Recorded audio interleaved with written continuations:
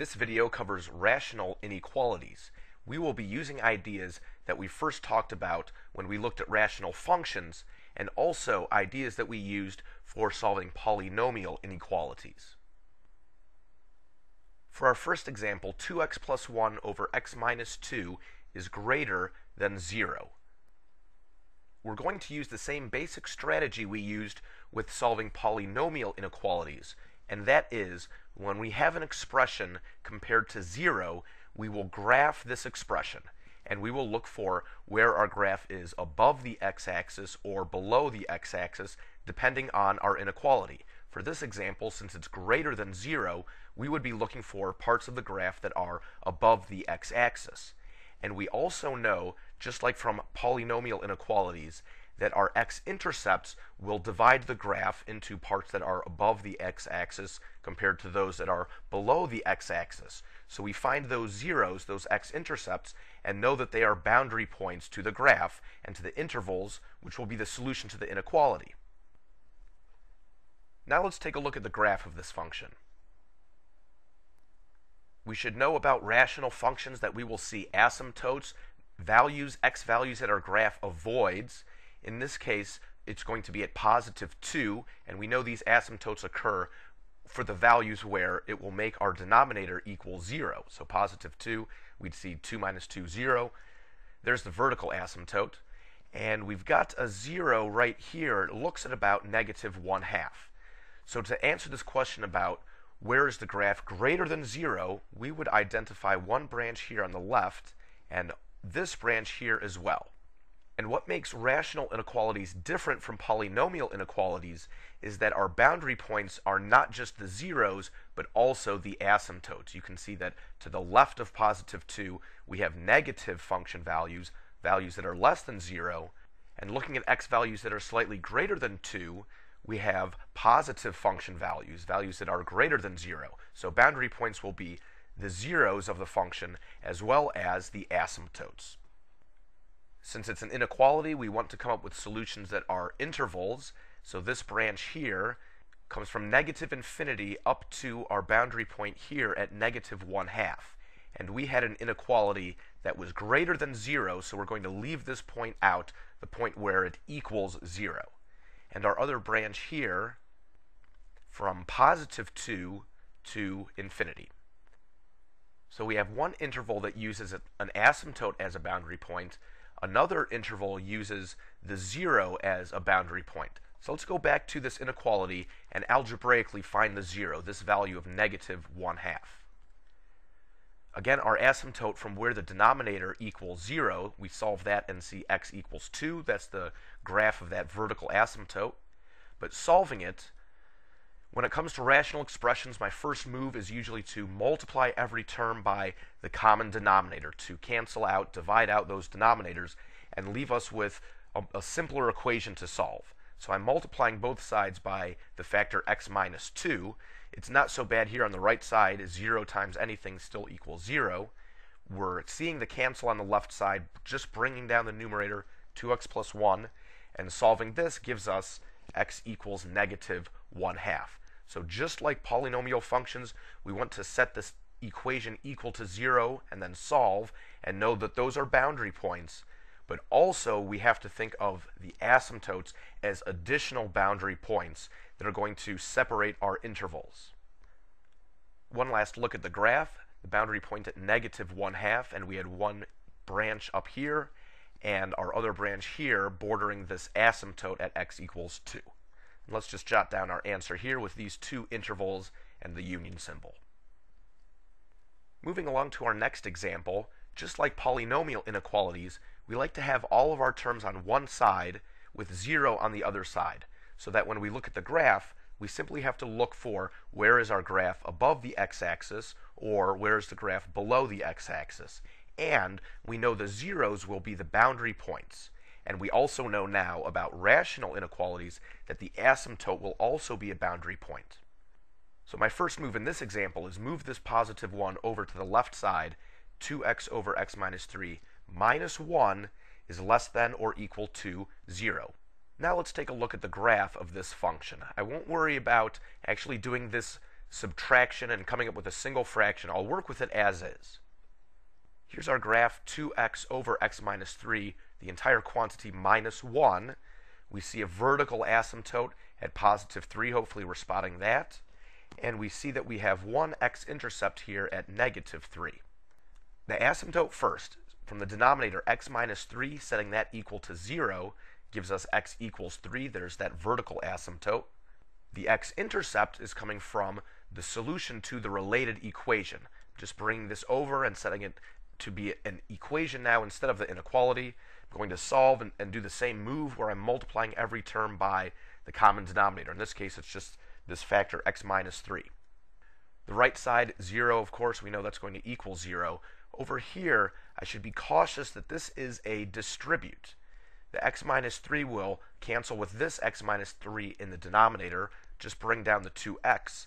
But over here, I'm multiplying the x minus 3 times negative 1. And I'm really cautious when I see the negatives and the subtracts about my signs. So careful here that this negative 1 is going to be applied to the x and this negative 3. So I'm distributing the negative 2x minus x plus 3 equals 0. And this solution, x equals negative 3. There is that x-intercept. Our inequality has us looking for where the graph is below the x-axis, less than or equal to 0. Coming back to the graph, we see our asymptote at x equals 3. We've got our x-intercept here at x equals negative 3. Since our inequality was a less than or equal to 0, we will include the x-intercept, negative 3, in that interval. But we will never include the value from the asymptote because this value is where our function is undefined. It's an x value not allowed. So it will never show up in an interval in our solution. It's the x-intercepts where it depends on our inequality symbol. So we have a less than or equals to. We're going to include it. Now let's find our interval where we're below the x-axis. It's this one here. It is between negative 3 and positive 3. So we're including negative 3 because we had a less than or equals to, but we cannot include the positive 3. It's a value not allowed. The graph's not defined there. The function is not defined there. So this 3 round parenthesis. So let's tackle another example. X plus 2 over x minus 3 is greater than or equal to x minus 4 over x plus 1. So we know we're interested in boundary points, the solutions, as well as the asymptotes. Let's take care of the asymptotes first. So we'll have one at positive 3 and another one at negative 1, these values that will make zeros in denominators. Then to the solutions, we're setting up the related equation. I'm still taking the approach where I'll multiply every term by the common denominator. In this case, we need factors x minus 3 and x plus 1.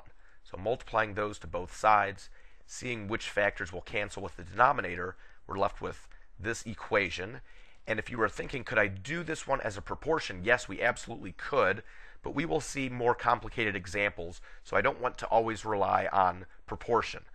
We can definitely do it anytime I see just one fraction on either side of the equation, but if we had any additional terms, stay away from solving it like a proportion, where we multiply these factors diagonally to set up a new equation. And understand that this approach of multiply everything by the LCD gets us to the exact same equation. Now solving this, I'm thinking, let me first multiply these factors out. And it looks quadratic at first, but an x squared on each side will actually cancel each other out if I think, let me subtract x squared from both sides. And I'll move the negative 7x over to the left, bring the positive 2 over to the right, make it negative 2. Will get us to this equation, and the solution x equals 1. So our boundary points now are positive 3, positive 1, and negative 1. 2 of them are from the asymptotes, and only 1 is from the solution. We'll have one x-intercept. Our next move is to look at the graph, but remember our graph needs to be once we have all of our terms together on one side. So this entire fraction, I'll think, move it from the right to the left, and it's changing from a positive to a negative. Or if I thought, let me subtract this big fraction from both sides, either way I'll end up with this expression on the left side, and I'll have greater than or equal to 0. So since we have greater than or equal to, we're looking for where do we have the intervals that are above the x-axis. Here's the graph of that function. We see our asymptotes at -1 and +3. We also see our intercept at +1. We're going to include it because we have a greater than or equal to 0. So intervals where we are greater than 0, we've got one here. This piece is in between -1 and +1. We cannot include this -1 because it's an asymptote, but we do want to include the +1 that is the x-intercept. So our interval uses round parenthesis by the -1, square bracket by the +1. Here's our other interval. It begins at x equals 3 at this asymptote, but not including 3, and continues to infinity. So 3 with the round parentheses to infinity. We'll come back to our problem here just to jot down the answer and know that we'll want to just stick the union symbol in between these two intervals. Here's another example. We have terms on both sides of the inequality, so yes, we'll want to collect them all together on one side. Let me first look for the asymptotes. Let me get that out of the way first while I'm still dealing with this original inequality. We have just this denominator x that leaves us with an asymptote at x equals 0. And now let's begin to find the solutions to the related equation. I'm bringing all of my terms over to the left side, so x from this 2x will leave us with just 1x. A 1 over x, moving that over, makes it a -1 over x. Here's the inequality that we will be graphing. But before we look at the graph, let's find the solutions to the related equation. Again, I'm interested in canceling out this denominator. I'll multiply every term by x. That produces this quadratic equation, x squared plus 3x minus 1.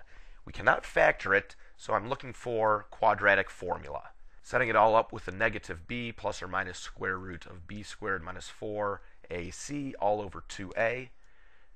Not too much simplifying we can do. We end up with a 9 plus 4 in the radical for 13. So we've got our three boundary points at x equals 0, where we'll see the asymptote, and at these two irrational values, -3 plus radical 13 over 2, and -3 minus radical 13 over 2. Here's the graph of that function. We see the vertical asymptote at x equals 0. There's a horizontal asymptote here also that we're not really interested in for solving this inequality. But if you were thinking about how we would find this, knowing that we find oblique asymptotes by doing a long division and finding what the quotient is, that's the equation of this line, but not seeing a familiar setup with this function, what we would have to do is actually do the simplifying, try to combine all these terms, do the add and the subtract to get a true rational function where we have just one fraction with one polynomial in the numerator and one polynomial in the denominator. And then we'd be able to do the long division to see the equation of the oblique asymptote. But moving on, we also see our two x-intercepts, and those are those two irrational numbers.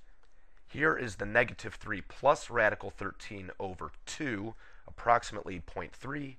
Our other x-intercept, the other irrational, -3 minus radical 13 over 2, approximately -3.3.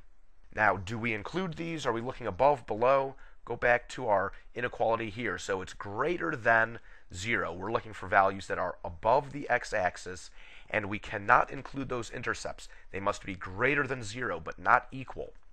So I'll put open circles at these boundary points that I want to exclude, and the intervals that are above the x-axis.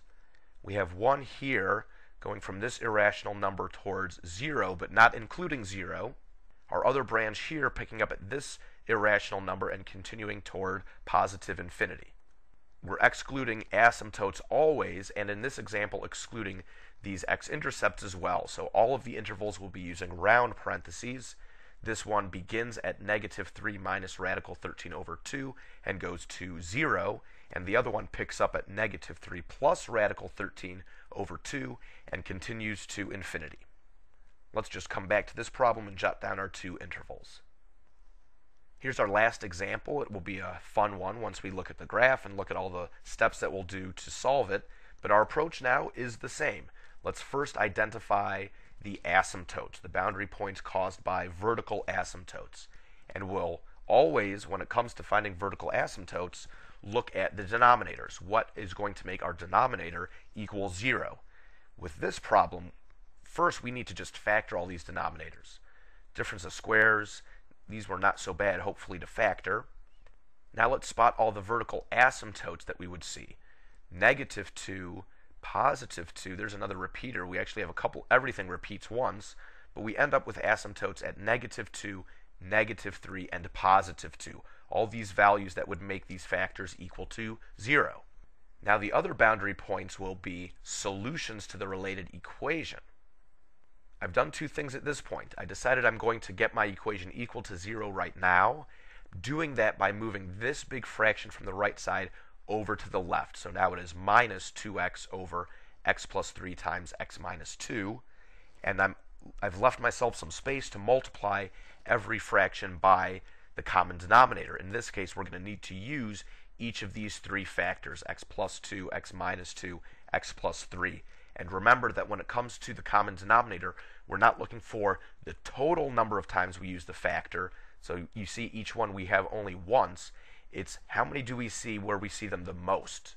In this fraction, we only see each one once. None of the fractions have them twice, so the LCD doesn't need to have any of them twice. And of course, right away, we're looking for the factors that will cancel the factors in our denominators.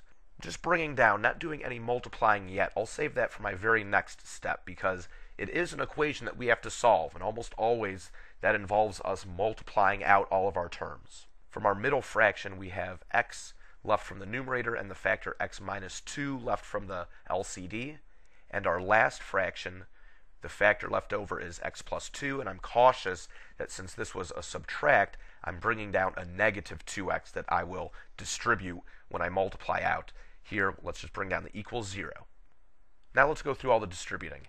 3x distributed here, and etc. leaves us with these terms, 3x squared plus 9x. Here's x squared minus 2x, and -2x squared minus 4x. We'll combine like terms. It's still going to end up to be a quadratic. We have a positive 2x squared. From the first degree x terms, we have positive 9 minus 2 minus 4, leaves us with the positive 3x equals 0. Now solving this quadratic, we can factor out a GCF, the x, and it leaves us with a linear factor. So we're ready to find our zeros here. X equals 0, and then from this factor, x equals -3 over 2. So we have all of our boundary points now. We've got the 2 that will show up as X-intercepts. Let's recopy the 3 that we found that were the vertical asymptotes. So now we're going to see 5 boundary points on this interesting looking graph. Let's first drop in these asymptotes at -3, -2, +2. Let's identify those intercepts at 0 and -3 over 2. Now, which intervals are below the x-axis, less than 0? First one is here in quadrant 3, coming from -infinity and going up to -3. And since that's an asymptote, we've got round parentheses to not include that number. Next interval is a skinny one here between -2 and -3 over 2. The asymptote is at -2, so we cannot include that. But we are interested in including that x-intercept, -3 over 2. So we've got square bracket. And the last interval below the x-axis begins at 0 and continues to +2. And we do include 0, but we cannot include 2. It's on that vertical asymptote. So 3 intervals, the union of those 3, and there's our solution to that inequality.